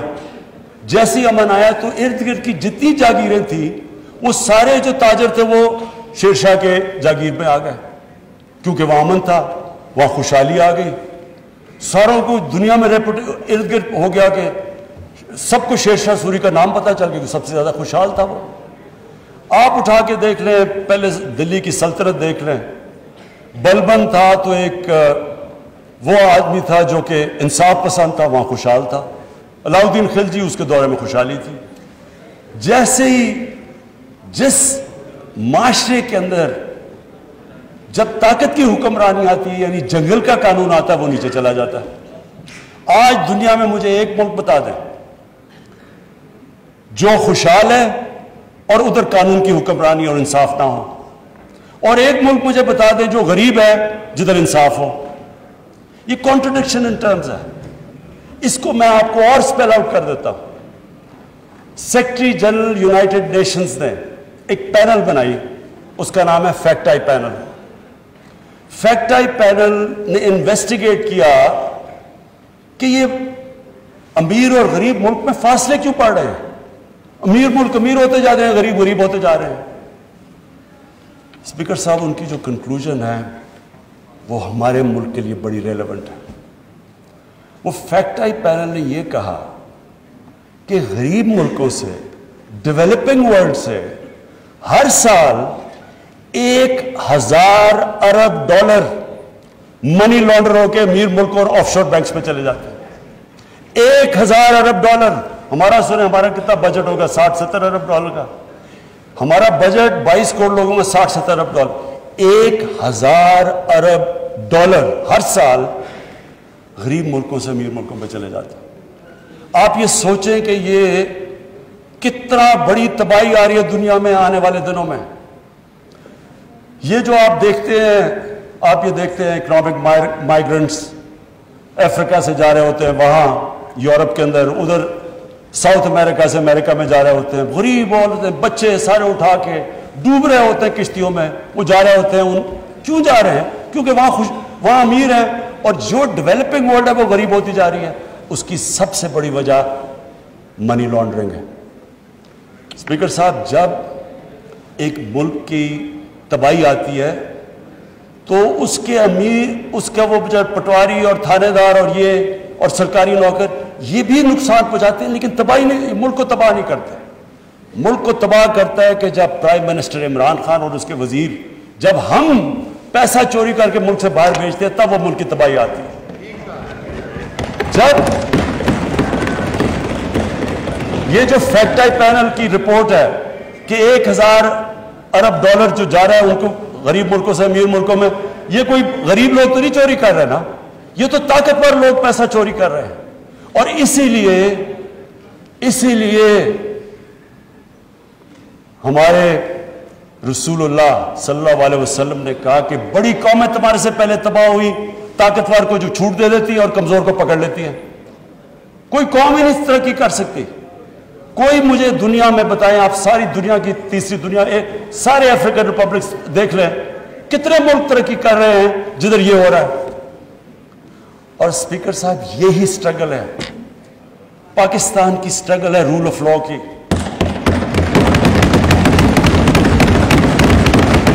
मुझे भी अब कल मैं देख रहा हूं, कल आया जी के एक सिंध के एमएनए, उसको नैब के लोग पकड़ने गए, उधर क्राउड इकट्ठा हो गया, उन्होंने नैब को लोगों को मारा, पुलिस ने मदद नहीं की। तो ये क्या, इसका क्या मतलब कि मैं अगर 1000-2000 आदमी जमा कर लूं, मैं जो मर्जी कानून तोड़ दूं, मैं कानून के ऊपर चला जाऊंगा? ये है जंगल का कानून, जिसकी लाठी उसकी भैंस। ये एक सिविलाइज्ड मुल्क के अंदर मुल्क नहीं चल सकता ऐसे। यही नैब थी, 20 साल से वही कानून है, 10 साल 2 हुकूमतें यहां बैठी रही हैं, उनके सामने वही कानून था, क्यों नहीं चेंज किया? जब अब आया तो शोर मच गया नैब के ऊपर। क्यों फर्क क्या हुआ कि पहली दफा नैब वो बड़े बड़े लोगों के ऊपर हाथ डाल रही है, शोर मच गया सारा। भाई आपकी तो हुकूमत आई थी, चेंज कर देते उसको। तब क्यों वो ठीक था? क्योंकि वो बड़े लोगों को हाथ नहीं डाल रही थी और इसलिए करप्शन भी कम नहीं हो रही थी। 20 साल से बैठी है। जब तक आप बड़े लोगों को कानून के नीचे नहीं लेके आते, कोई दुनिया के मुल्क में कानून की बालादस्ती नहीं होती और वो मुल्क सर्वाइव ही नहीं कर सकता। हजरत अली का बिल्कुल ठीक कॉल है कि कुफर का निजाम चल जाएगा। देख लें जिनको हम काफिर कहते हैं, खुशहाली देखे वहां, और हम जो अपने आप को मानते हैं उस अजीम शख्सियत की उम्मत, हमारा हाल देख लें। और हमारा ही नहीं, आज देख लें मुसलमान दुनिया में क्या हालात है आज का। स्पीकर साहब, जो दूसरा, जो आज से इतनी देर पहले जब हमने ये पार्टी शुरू की थी तो हमने जो इंसानियत और इंसाफ का रखा था, वो इसलिए था कि जब तक ये करप्शन तो सिम्टम्स है ना इंसाफी की, ये जो कब्जा ग्रुप है ये सिम्टम्स हैं जिस मुल्क में इंसाफ नहीं है। क्यों नहीं स्कैंडिनेविया के अंदर कब्जा ग्रुप, क्यों नहीं जमीनों के कब्जे कर रहे हैं वहां? क्योंकि इनकी पुश्त पे बैठे होते हैं। जब ऊपर से करप्शन तो ऊपर से नीचे आती है। जब आप प्रोटेक्ट कर रहे हैं, एक नॉन कब्जा, अभी लाहौर में नॉन कब्जा ग्रुप, उसकी जाके जब उसका जो कब्जा जो सरकारी जमीन पे उसने किया हो तो वो छुड़वाया, तो कहा गया जी कि ये देखें जी ये बहुत बड़ा जुल्म हो रहा है। भाई आपके पास लैंड रिकॉर्ड्स है, आप जाएं अदालतों के पास, अदालतें तो आजाद है। अब यहां कौन इमरान खान टेलीफोन कर रहे हैं जी कि आप ये हमें कौन? सुप्रीम कोर्ट के अंदर, सुप्रीम कोर्ट आजाद है आज। कोई कह सकता है कि लाहौर हाई कोर्ट आजाद नहीं है? क्या कोई कह सकता है कि हमारी हुकूमत उसको कंट्रोल कर रही है? तो सारे आजाद हैं।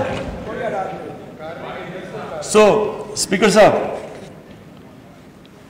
بات یہ ہے کہ اگر پاکستان نے اپنے پوٹینشل پہ پہنچنا ہے، یہ جنگ اس قوم نے جیتنی ہے۔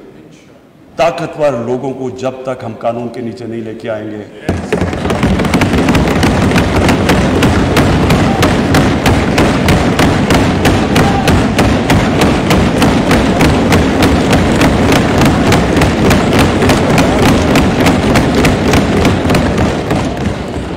اچھا، اور تیسری چیز، یہ میرا آخری پوائنٹ ہے، خودداری۔ اسپیکر صاحب، جب سے پاکستان بنا ہمارے اندر ایک بڑی بدقسمتی ہے۔ ہمارا لیڈر عظیم تھا قائد اعظم محمد علی جناح، ایک غلام ہندوستان میں ایک آزاد انسان تھا۔ واہ واہ،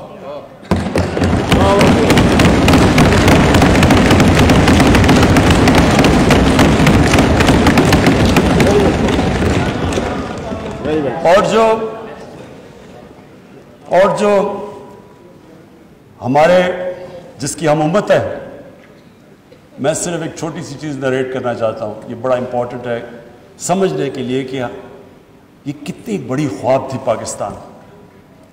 یہ ہمیں سمجھنا چاہیے کہ ہمارا مقام کیا تھا، ہم نے کیا بننا تھا۔ اسپیکر صاحب، جب مدینہ پہنچے، مدینہ میں پہلی 625 میں پہلی جنگ بدر ہوئی، 313 لڑنے والے، مشکل سے سروائیو کیا جنگ احد اور جنگ خندق میں۔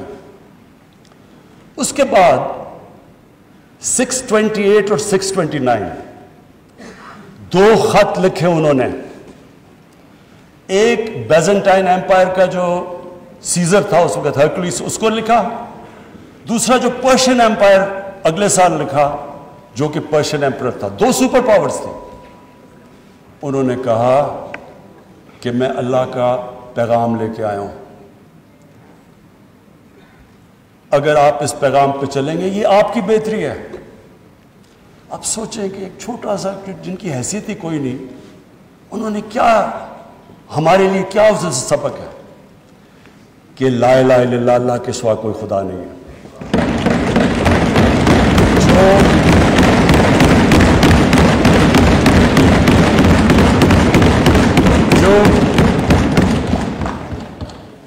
جو اللہ کے سامنے جھکتا ہے وہ کسی انسان کے سامنے نہیں جھکتا، چاہے وہ رومن ایمپرر ہو اور چاہے وہ پرشین ایمپرر ہو۔ اور کون سوچ رہا تھا کہ وہی جو بڑے ایمپائرز تھے، سپر پاورز تھی، وہ دیکھتے تھے یار وہ دیکھیں یہ تو آج تو ماڈرن ڈے ہے، ان دنوں میں تو اونٹ کی ٹریول تھی، تو سوچیں کہ اتنی تیزی سے وہ کیسے کولیپس کر گئے۔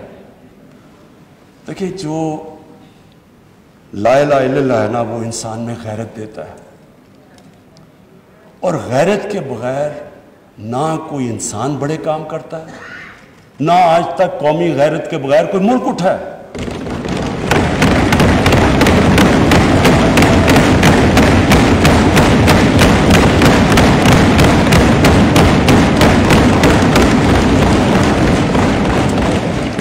اسپیکر صاحب، میں آج جو ایک پیریڈ میں تب ادھر بیٹھتا تھا اسمبلی میں، ان لوگوں کے ساتھ ہی میں ہوتا تھا ادھر، اپوزیشن میں تب پیپلز پارٹی بھی ہوتی تھی وہاں میرے ساتھ، تو ایک ہم نے ایک ملک نے فیصلہ کیا کہ امریکہ کی وار آن ٹیرر جوائن کرنے کا۔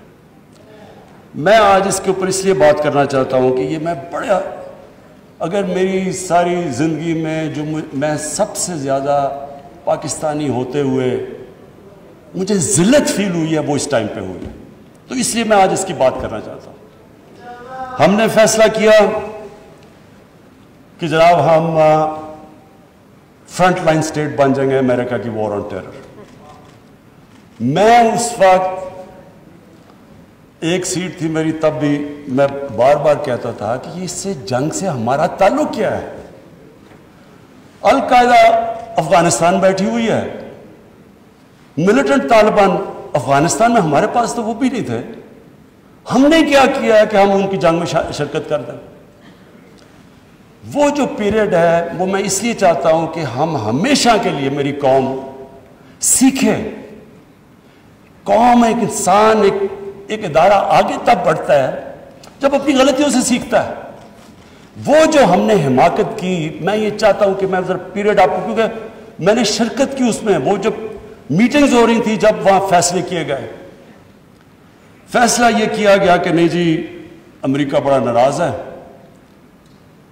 لفظ استعمال کیا گیا جو اس میٹنگ میں ہوں گے کہ وونڈڈ بیئر ہے، کس طرف بھی ہاتھ مار دے گا، ہمیں کچھ بھی کر سکتا ہے، اس لیے ہمیں اس کی مدد کرنی چاہیے. ہاں مدد کریں، دہشت گردی ہوئی تھی، ہمیں ان کی مدد کرنی چاہیے. لیکن جو ہم نے کیا اس کے بعد، کوئی قوم کسی اور کی جنگ میں شرکت کر کے 70,000 اپنے لوگوں کی قربانی دیتی ہے. 150 ارب ڈالر اپنے ملک سے، اس سے بھی زیادہ گیا ہوگا، ہمیں پتہ ہی نہیں ہے، کیونکہ یہاں تو کوئی کرکٹ ٹیم نہیں آتی رہی، انویسٹر نے کہا نا پاکستان، یہاں تو ملک کو انہوں نے کہہ دیا the most dangerous place in the world. تو ہم نے جو وہ کہتے رہے ہم کرتے گئے. ایک ٹامی فرینکس ان کا کوئی جنرل تھا، اس کی کتاب میں نے اس میں ایک سینٹنس پڑھا، اس نے کہا کہ we knew Musharraf was vulnerable so we kept pushing him. وہ جو وہ کہیں ہم کرنے کے لیے تیار ہو جائیں. لوگ اپنے وہاں پکڑا دیے، ان کو پکڑ کے گوانٹانامو میں بھجوا دیے. اپنی کتاب میں لکھا مشرف نے کہ میں نے پیسے دے کے لوگوں کو بھجوایا. کس قانون کے تحت؟ یعنی جو اپنے لوگوں کی، اپنی قوم کی، اپنے لوگوں کی، اگر وہ حکومت ہی ان کی حفاظت نہیں کرتی تو اور کس نے ان کی حفاظت کرنا ہے؟ پکڑا دیا جناب امریکہ کو، گوانٹانامو میں پہنچا دیا.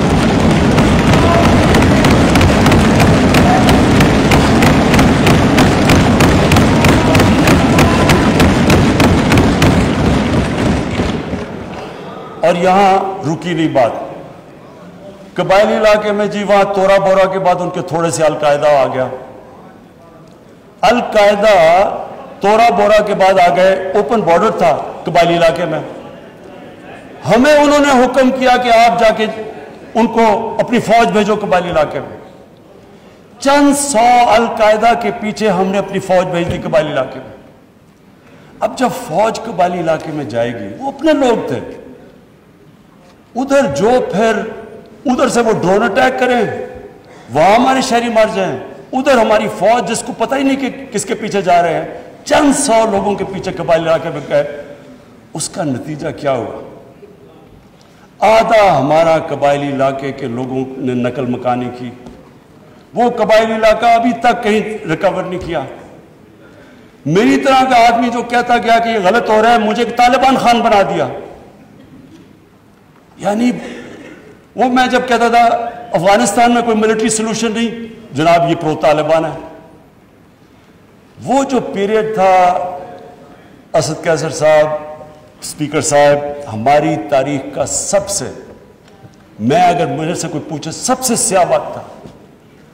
ہمیں پتہ ہی نہیں ہے کہ دشمن کون ہے، دوست کون ہے. امریکہ ہمارا دوست ہے. کبھی یہ سنا ہے کہ آپ کا دوست اپنے ملک میں بمباری کر رہا ہو؟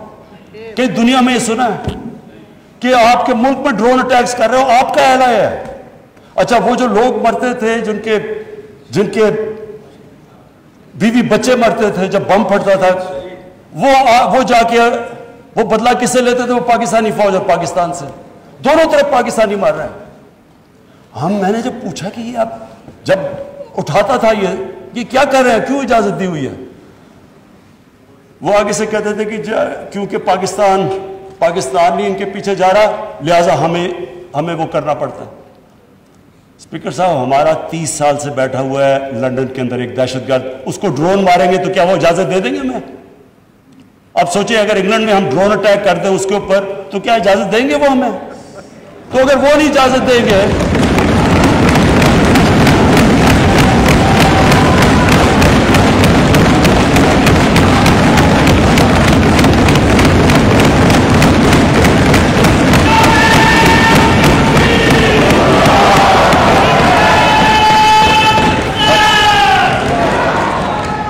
اسپیکر صاحب اگر وہ اجازت نہیں دیں گے تو ہم نے کیوں اجازت دی؟ کیا ہم سب ہیومن ہیں؟ ہم آدھے انسان ہیں یا کیا ہماری کوئی ویلیو ہماری جان کی نہیں جو اتنی کی؟ ہمارے ملک میں اجازت دی گئی گورنمنٹ سے جھوٹ بولا لوگوں سے کہ نہیں جی ہم مذمت کرتے ہیں ڈرون اٹیکس کی. ذلت دیکھیں کیا ہے کہ پہلے ان کو اجازت دے رہے ہیں اور اتنا حوصلہ نہیں ہے کہ پبلک کو کہے کہ ہم نے اجازت دی ہوئی ہے, مذمت کر رہے ہیں جی ان کی. ایک میٹنگ ہوئی, اوپن ہیئرنگ ہوئی سینٹ کے اندر. اس میٹنگ کے اندر سینیٹر کارل لیون پوچھتا ہے ایڈمرل ملن سے کہ آپ یہ کیوں پاکستان میں یہ ڈرون اٹیکس کر رہے ہیں جب پاکستانی حکومت مذمت کرتی ہے؟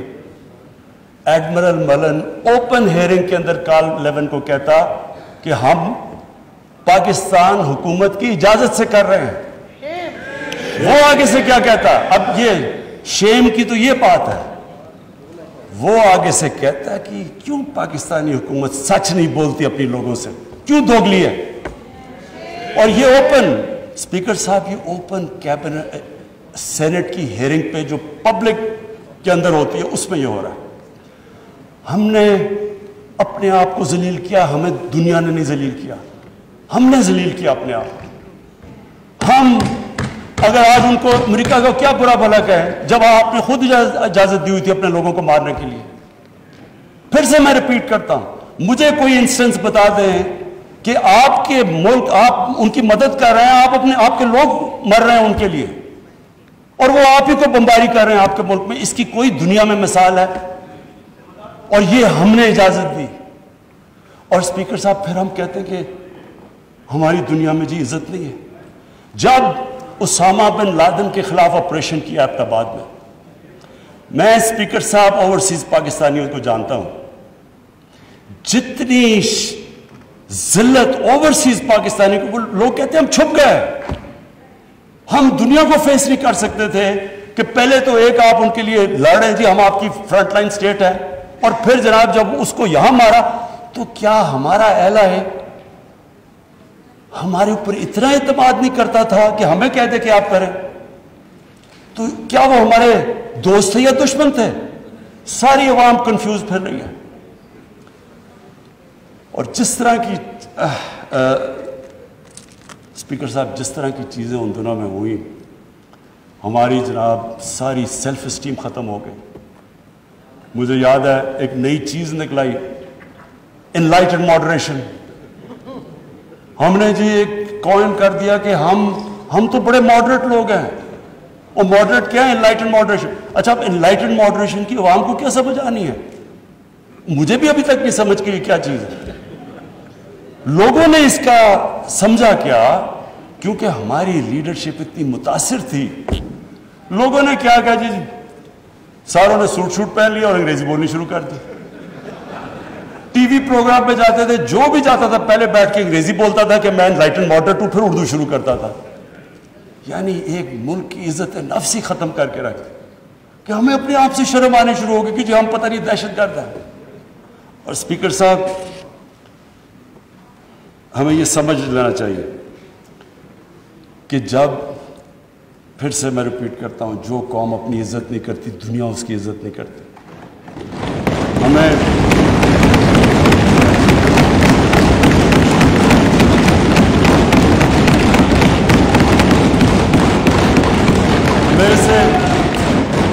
میرے سے پوچھا گیا جی کہ آپ پاکستان بیسز دے گا امریکہ کو؟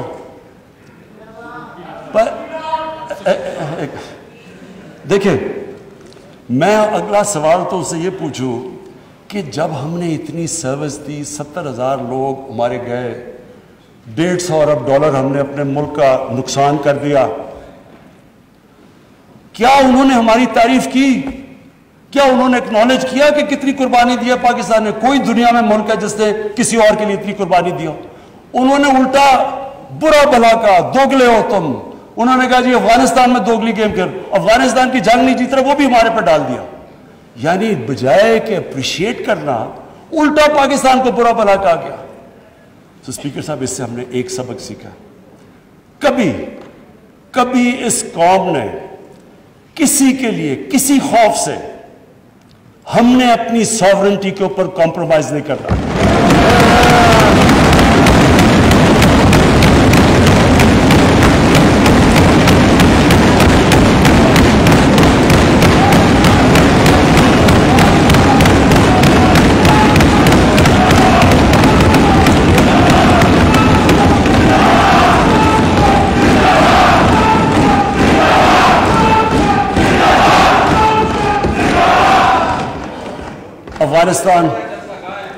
افغانستان یہ واقعی ہمارے لیے ایک بڑا مشکل اب وقت آ رہا ہے. میں اپنی ساری قوم کے سامنے یہ چیز کہنا چاہتا ہوں. ہم نے جتنی اور اب یہ بھی میں کہہ دوں کہ ہمارا جو ہمارا اور امریکہ کا اس وقت انٹرسٹ ہے وہ ایک ہی افغانستان میں. وہ بھی شکر ہے اتنی دیر کے بعد اس نتیجے پہ آ گئے ہیں کہ افغانستان میں ملٹری سلوشن نہیں ہے. جلدی آ جاتے تو شاید اتنا زیادہ خون نہ ہوتا. شکر ہے اب آ گئے ہیں. لیکن ہم تو اس سے پہلے ہمیں اس چیز پہ آ جانا چاہیے تھا، کیونکہ ہم تو جانتے ہیں افغانیوں کو، ہمارے بھائی ہیں، ہمیں ان کی تاریخ پتہ ہے.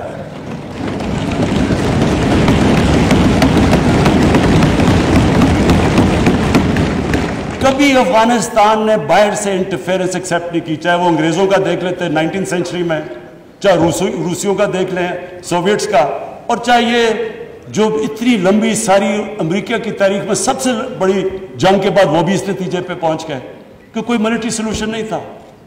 ہمیں اگر ہم پرو ایکٹیو ہوتے، ہم اس وقت ایک خوددار حکومت کھڑی ہو کے کہتی کہ یہ آپ بالکل غلط کر رہے ہیں، اگر ہم کرتے ہم ان کو بچا لیتے، ادھر سے بھی خون کو بچا لیتے جو ہوا ہے وہاں افغانیوں کا، اور دوسری طرف ان کو بھی ایک بہتر ٹائم پہ یہ نکل سکتے تھے.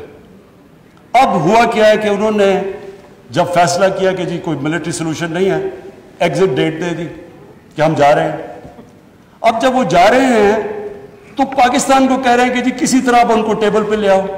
ہمارے پاس کیا لیوریج ہے ان کو ٹیبل پہ نہ سوائے کہ ان کے کوئی خاندان یہاں بسے ہوئے ہیں؟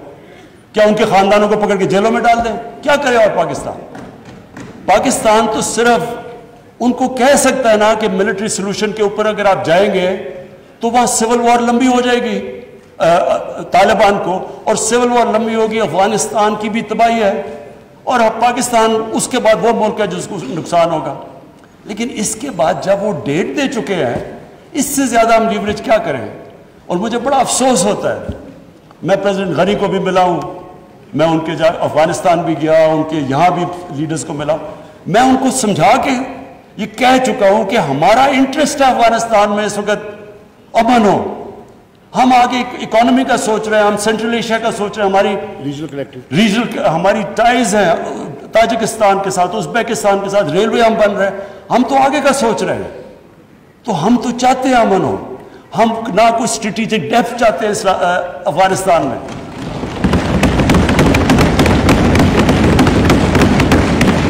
ہم نہ کوئی فیوریٹس چاہتے ہیں، نہ ہم کوئی پارٹیز کو چوز کرنا چاہتے ہیں. جو افغانستان کے لوگ چاہتے ہیں ہم ان کے ساتھ ہیں.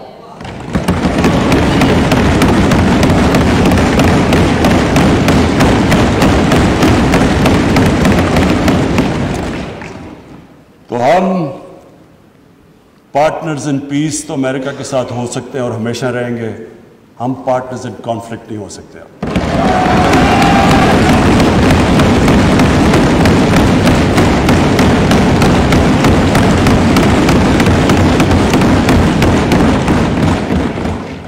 اسپیکر صاحب، اب میں صرف دو آخر میں اپیل کرنا چاہتا ہوں.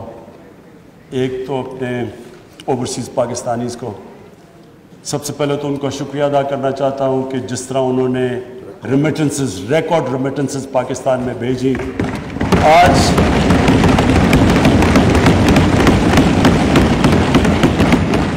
20 ارب ڈالر کا کرنٹ اکاؤنٹ جو ڈیفیسٹ آج 11 مہینے سے سرپلس میں چلا گیا ہے، وہ نہ ہوتا کہ اگر وہ اس طرح پاکستان کی مدد نہ کرتے اس مشکل وقت پہ، اور ہمیں انہوں نے جس طرح ریمیٹنسز بھیجی.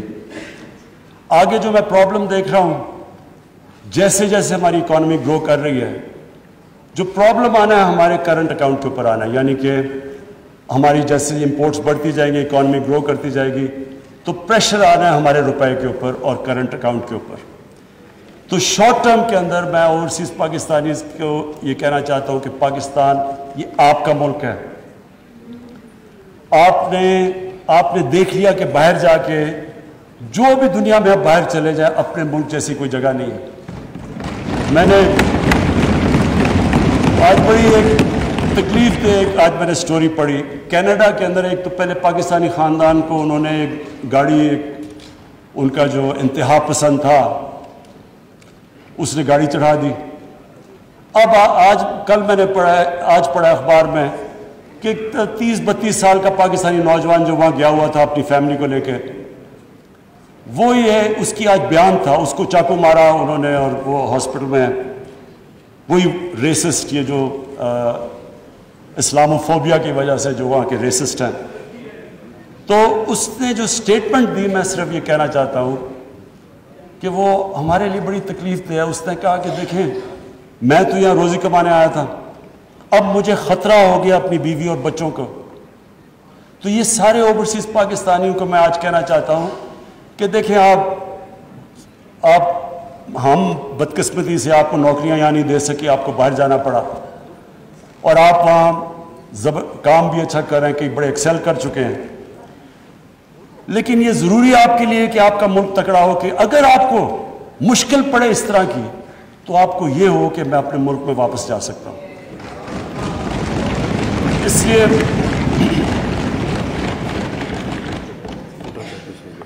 کاشف اس لڑکے کا نام تھا.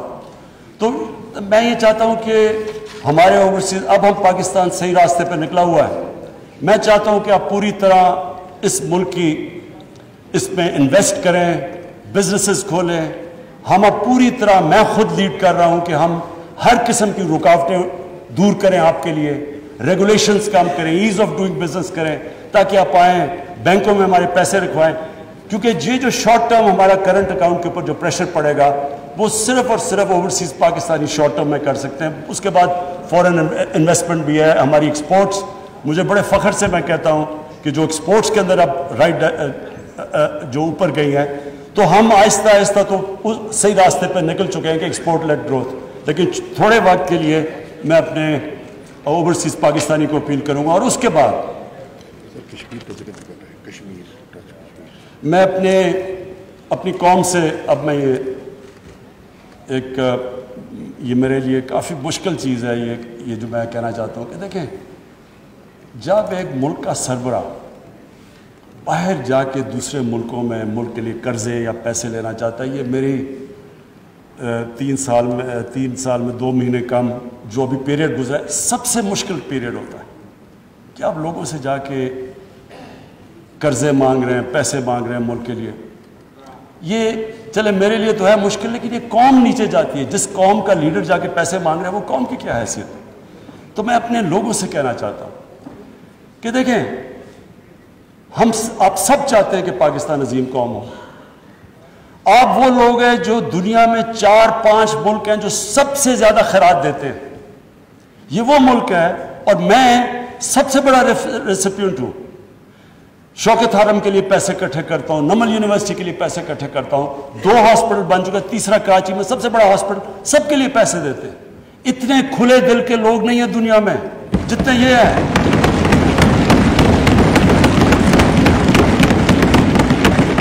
لیکن اسپیکر صاحب, جب ٹیکس دینا ہوتا تو ٹیکس نہیں دیتے. دنیا میں سب سے کم ہم ٹیکس دیتے ہیں. 22 کروڑ ہماری آبادی ہے, مشکل سے 22 لاکھ لوگ ٹیکس دیتے ہیں. 22 لاکھ لوگ کیسے اٹھا سکتے ہیں بوجھ 22 کروڑ لوگوں کا؟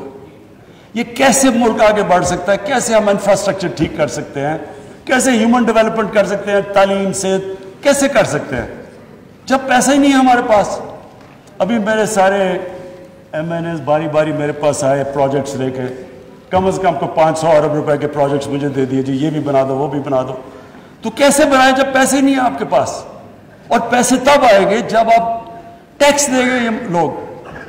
میں اپنی طرف سے سب کو یہ اشور کرتا ہوں کہ پورا زور لگا رہے ہیں ہم کہ اپنے اوپر ہم خرچے نہ کریں. پرائم منسٹر ہاؤس کے اندر کتنا ہم نے, اور ہاؤس اور اس کے میں 108 کروڑ روپیہ 3 سالوں میں ہم نے اپنا ایکسپینس کم کیا ہے.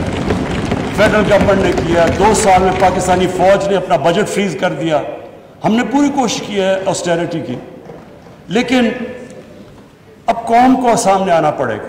اگر ہم نے خوددار قوم بننا ہے ہمیں ٹیکس دینا پڑے گا. اس کو جس طرح جس طرح آپ اس کو زکوٰۃ کو سمجھتے ہیں، جس کھلے دل سے زکوٰۃ دیتے ہیں، خیرات دیتے ہیں، تو ٹیکس، یہ میں اس لیے یہ کہہ رہا ہوں آج کیونکہ ہم اب پورا، میں یہ آج کہنا چاہتا ہوں کہ ہم نے پوری چھوٹ دی ہے بزنسز کو. مجھے اتنا بھی پتہ ہے کئی بزنس نے اتنا پیسہ بنایا جتنا کبھی نہیں. خود مجھے بزنس مین نے کہا کہ ہمارا کبھی اتنا پیسہ نہیں بنا.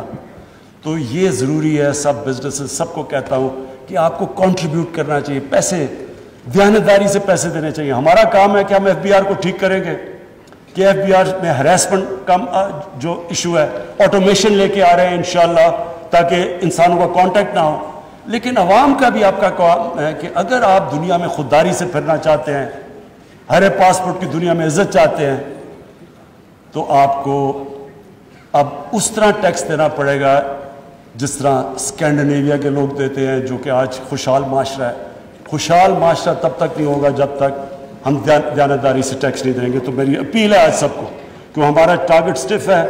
ہم نے تقریباً 6,000 ارب روپیہ اکٹھا کرنا ہے ٹیکسز میں، 5,800 ارب روپیہ ہم نے اکٹھا کرنا ہے جو ہمارا ٹارگٹ ہے. اس کے اوپر ہم یہ جو نیا ہم نے اب فیصلہ کیا ہے کہ جس طرح امریکہ کے اندر ٹیکس فراڈ کا مطلب جیل، ٹیکس فراڈ کیا آپ جیل میں گئے. یہاں ہم کرنے لگے تھے لیکن ہمیں آیا کہ جی FBR کو لوگوں کو اعتماد نہیں. اب فائنانس منسٹر کے نیچے کمیٹی بنے گی، جو ولفل ٹیکس ڈیفالٹ ہوگا ہم اس کو جیل میں ڈال دیں گے. کیونکہ اگر ہم نے یہ نہ پیسہ اکٹھا کیا، ابھی بھی ہم IMF پروگرام میں ہیں، انہوں نے اس کے بعد ہمیں کہنا ہے کہ جی اس کے اوپر ٹیکس لگاؤ اور GST لگاؤ اور چیزوں کے اوپر اور کھانے، تو لوگ تکلیف میں جائیں گے. تو لوگوں کے آپ سب کے انٹرسٹ پہ ہیں کہ اگر ہم سارے لوگ تھوڑا تھوڑا ٹیکس دے دیں گے تو ہمارا ٹارگٹ پورا ہو جائے گا اور پھر ہمیں لوگوں کے اوپر مشکلیں نہیں ڈالنی پڑیں گی. آخر میں بس اسپیکر صاحب میں اپنی کنکلوڈ کرتا ہوں تقریر کہ ہمارا ایک ایشو ہے پاکستان کا جو کشمیریوں کے ساتھ جو ظلم ہے اس وقت ہندوستان کی حکومت ظلم کر رہی ہے. میں آج اس لیے بات کرنا چاہتا ہوں کہ 5 اگست اس سے پہلے بھی کشمیریوں کے اوپر ہندوستان کی حکومت ظلم کر رہی تھی. پیلٹ گنز کا استعمال، لوگوں کو اٹھا لینا، ان کو ایک ایسا ٹریٹ کرنا جیسے جب سے یہ BJP کی حکومت آئی ہے، یہ جو RSS کا ایجنڈا ہے ان کو ہر قسم کی تکلیف میں تھا. لیکن 5 اگست کے بعد ظلم کی انتہا ہو گئی. تو میں آج اس پلیٹ فارم سے اس لیے ان کا نام لینا چاہتا ہوں کہ انہوں نے بڑی قربانیاں دی. میں ان کے جذبے کو سلام پیش کرنا چاہتا ہوں اپنی ساری قوم کی طرف سے.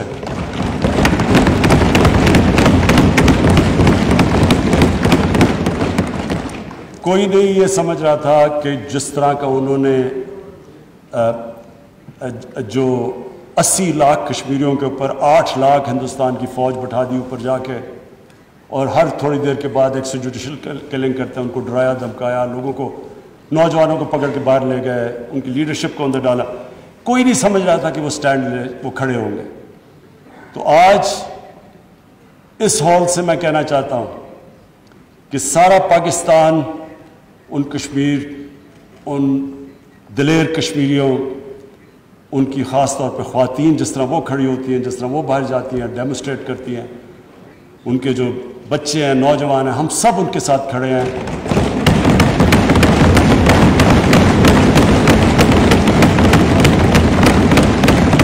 اور جو مرضی لوگ کہیں کہ جی یہ کچھ کرنے لگے ہیں کمپرومائز، کسی قسم کی، جب تک ہم ہندوستان سے ڈپلومیٹک ریلیشن شپ بحال نہیں ہوگی، جب تک جو 5 اگست کے انہوں نے جو قدم اٹھائے وہ واپس نہیں لیں گے، تب تک